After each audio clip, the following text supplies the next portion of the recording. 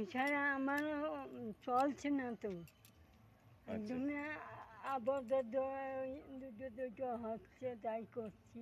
দাদা কি দোকান বসে দোকানে?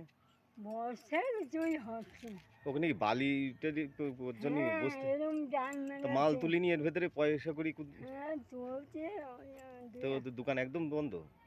বন্ধ, ওই দুই এক পয়সা তোলে এই করছে। তো আর খাওয়া দাওয়া তো এখন খাওয়া দাওয়া কি হচ্ছে? সংসার খাওয়া চলছে কি দাওয়া করে? এরকম চলছে, ওই সিদ্ধ গুঁড়া এরকম খাচ্ছি, তরকারি জোটেও না, এরকম হচ্ছে। তা হাত খরচা চালানোর মতন পয়সা করি?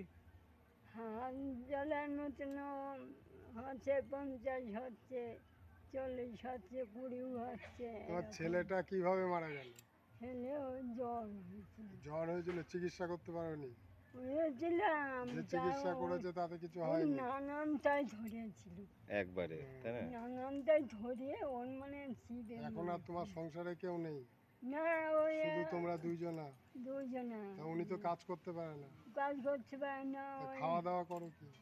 আর কি বলবো ভাই, ওই মেয়েরা দেখছে বা বাপের বাড়িতে ওই মানে দিচ্ছে, কোনো রকম চলছে, ওই না সাহায্য দিলে না করছে তা। খেয়ে, না দিলে না খেয়ে থাকতে হয়, হ্যাঁ, মানে না খাওয়া অবস্থায় আছো। যাই হোক, ইনার হাজব্যান্ড স্বামীকে মানে কাজ কোনো রকম করতে পারে, তিনিও হ্যান্ডিক্যাপ, সবসময় হ্যাঁ, কাজকর্ম করতে পারে না। উনি রাস্তা দিয়ে হেঁটে 1.5 মাইল দূরেতে গিয়ে হয়তো দিনে 20 টাকা ইনকাম হয়, এইভাবে ইনার সংসার চলে। ইনি প্রায় না খাওয়া অবস্থায় থাকে। এমতো আমি খবর পেয়ে ইনার কাছে এসেছি, কিছু সহযোগিতা বা তার পাশে এসে দাঁড়ানোর চেষ্টা করছি, যদি কিছু আমার পক্ষে সম্ভব হয় এনাকে কিছু করার জন্য।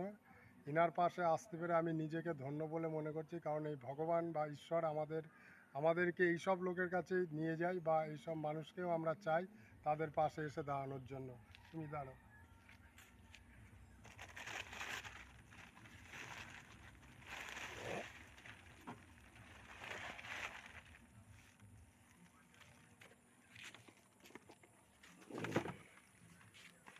ওটা নাও।